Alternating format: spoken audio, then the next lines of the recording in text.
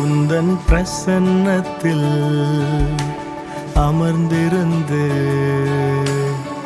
நீர் செய்யும் யுத்தம் காண்பே.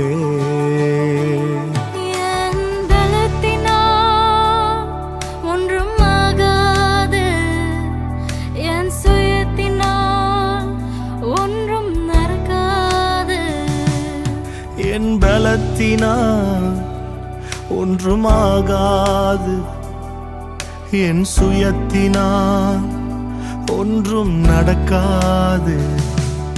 உந்தன் பிரசன்னத்தால் கூடுமே,